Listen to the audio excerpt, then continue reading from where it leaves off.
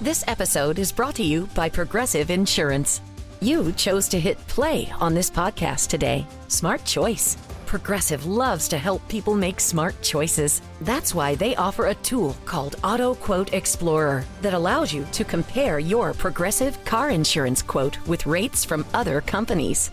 So you save time on the research and can enjoy savings when you choose the best rate for you. Give it a try after this episode at progressive.com. Progressive Casualty Insurance Company and Affiliates. Not available in all states or situations. Prices vary based on how you buy.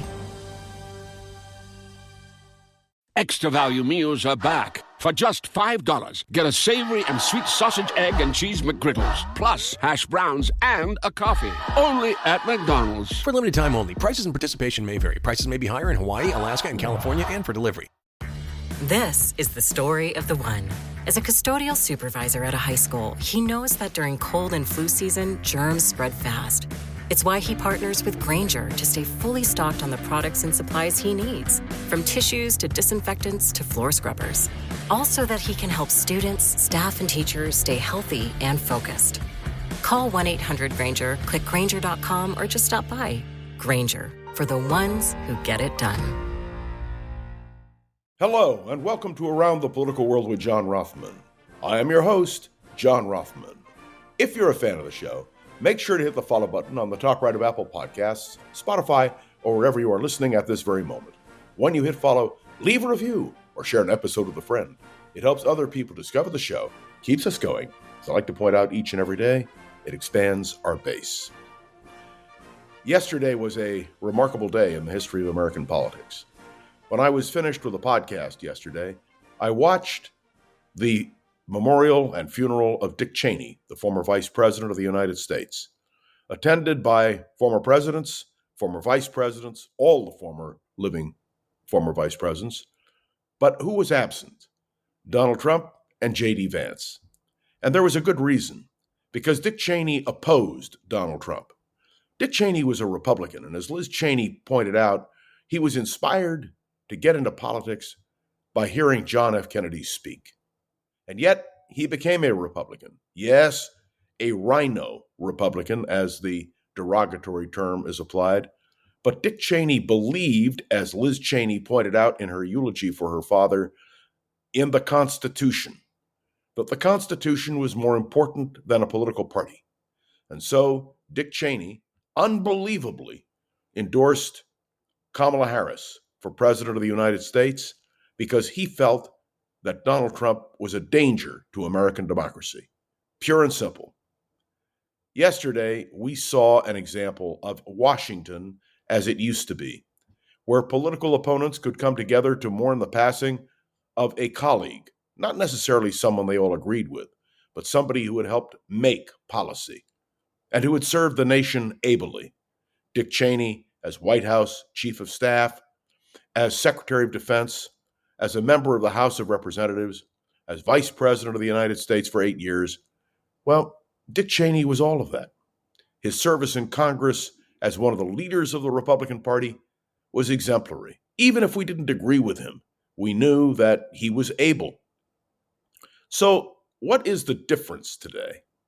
The fact that J.D. Vance and President Trump were not invited to the funeral speaks legions. And of course, I want to speak to you particularly about what happened yesterday. The President of the United States charging Democrats in the Congress, particular members, with sedition, which, as he pointed out, well, that's a death penalty. Let me remind you, there is only one person in that number who committed sedition, and that was Donald Trump on January 6th. He tried to overthrow an election. But can you imagine the President of the United States going after the Democrats, and by the way, incorrectly? The ad, which you should see, never called for people to disobey an order. What it said is exactly what the Military Code of Justice says. If you disagree with a particular order, you not only have the right, you have the obligation to say no. What Donald Trump did yesterday was so appalling, so egregious. And where is the reaction of the Republicans? Well, at first there were Republicans who expressed doubt, and then all of a sudden, well, including Speaker Johnson, there was a feeling you have to support the president, that what the Democrats did was just awful. Contrast that with Dick Cheney and the positions against him. It's one thing to oppose political positions. It's another thing to call for the execution, if you will, of people who commit sedition, because that's what the penalty is under the law. This was an egregious moment, and the question I want to ask is, when does Donald Trump go too far? When is enough enough?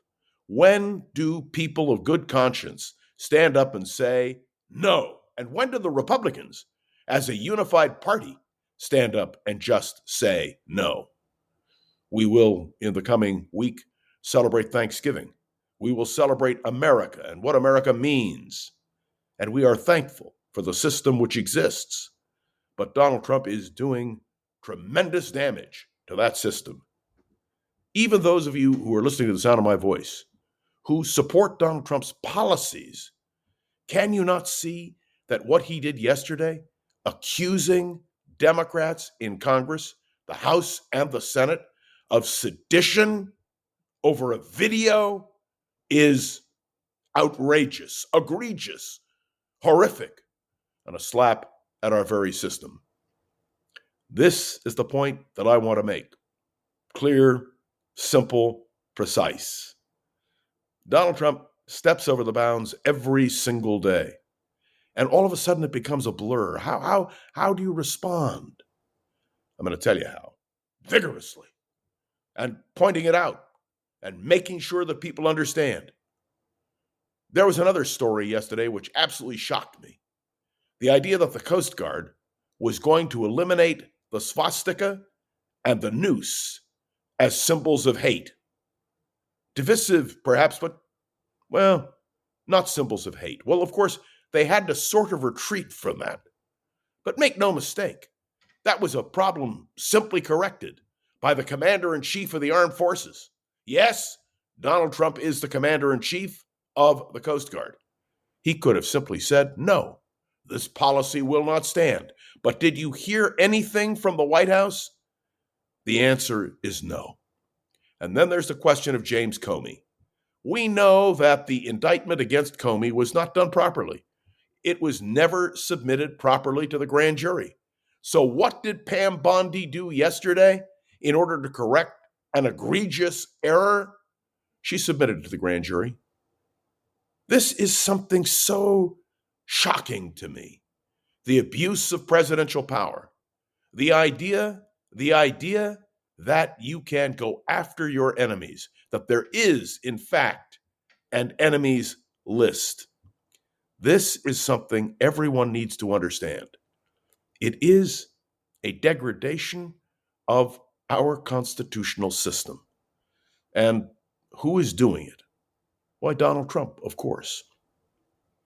And we talked about Ukraine yesterday. Do you know the Trump administration is now pushing for a deal on Ukraine before Thanksgiving?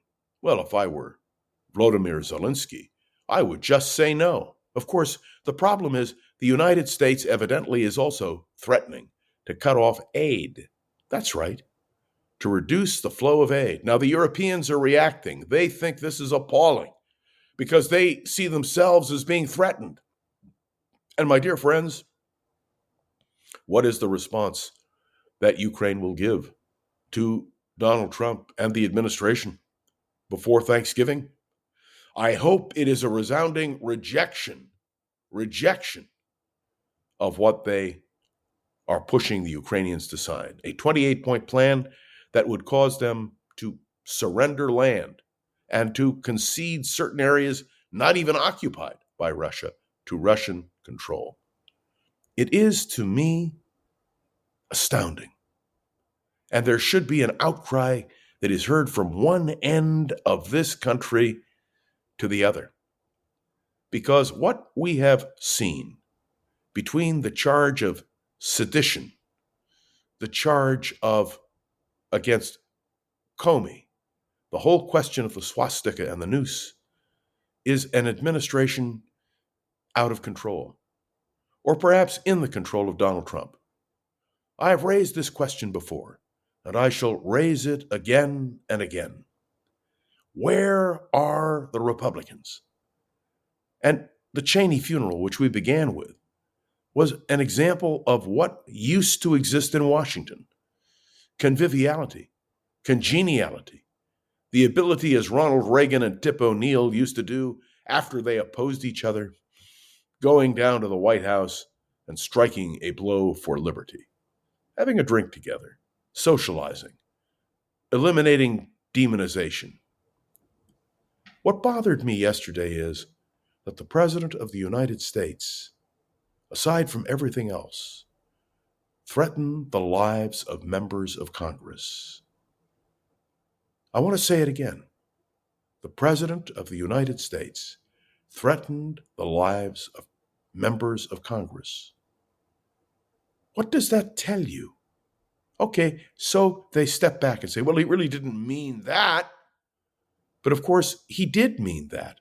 And of course, that was the coverage. And that's the reason why it's talked about on every news program. There is something rotten in the Trump administration that needs to be exposed and understood and opposed vigorously. The example of Dick Cheney or Liz Cheney, genuine profiles in courage, Republicans who stood up against, well, what I would call the domination of the Republican Party by someone who is not really a Republican. Now, I want to say a word about a meeting which will take place today at the White House. The mayor-elect of New York City, Mamdani, is going down to the White House to meet with Donald Trump. I want to remind you that I talked about the meaning of words the other day. The simple fact is that what we are witnessing is the president and his press people accusing Mamdani of being a communist. And yet the two are going to meet because Mamdani is going to be the mayor of New York come January.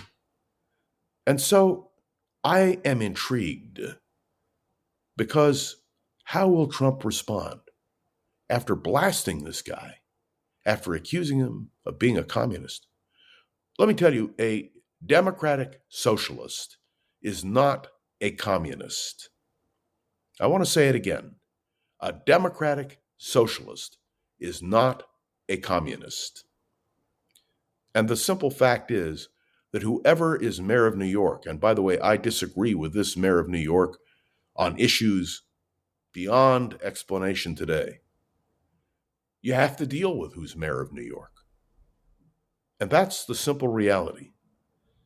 I don't know what the conversation will be between Mamdani and Donald Trump, but I can't wait to find out. What about you? And let's talk for a moment about civility in American politics.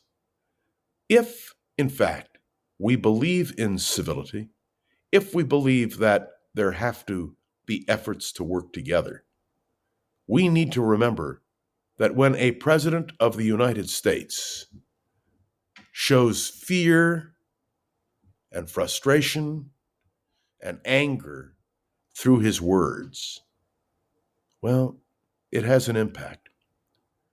I had a discussion yesterday with someone who said to me, but this is the normal Donald Trump. Can't you accept the fact that this is the normal Donald Trump? And the answer is no. I think that Donald Trump violates every principle of American democracy. I think he violates every code of common decency. I think what he is advocating, what he is calling for, at home and abroad, should be deeply distressing to all Americans. In a normal time,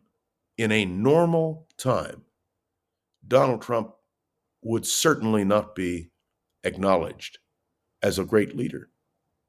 As was pointed out to me, he's changed the presidency, he's changed the White House, he's changed our perceptions of the president.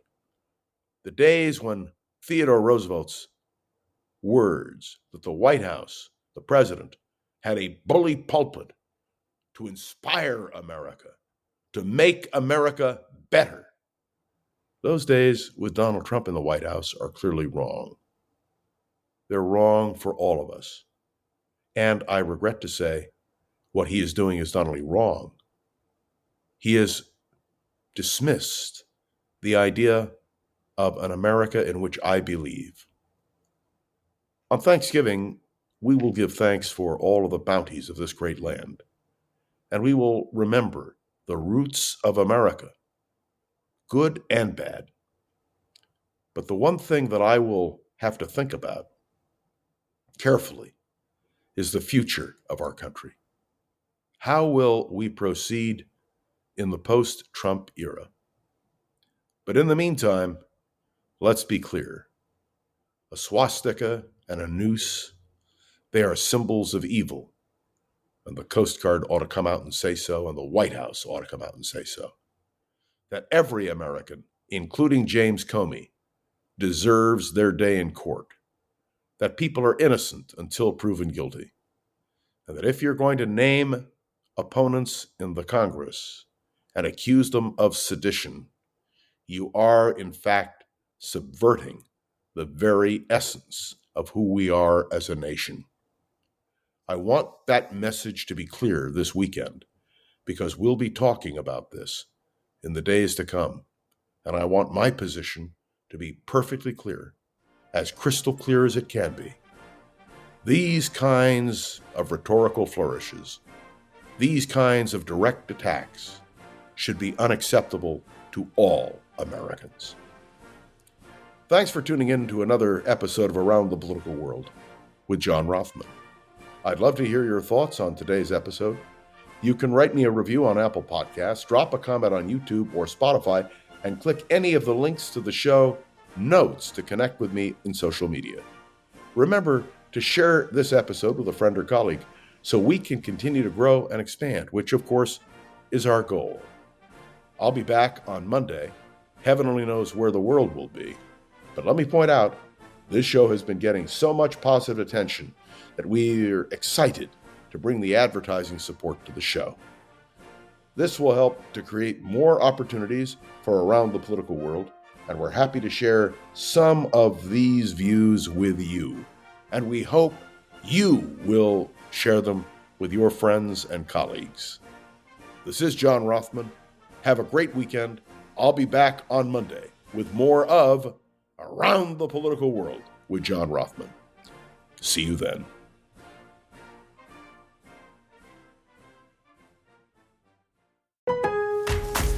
It's never too early for Lowe's Black Friday deals. Snag some of our biggest savings of the season right now, like 25% off select pre-lit artificial Christmas trees. And get yourself free select DeWalt, Cobalt, or Craftsman tools when you buy a select battery or combo kit before the Black Friday rush. Because everyone loves free stuff, right? Lowe's, we help, you save. Valid through 12/3 while supplies last. Selection varies by location.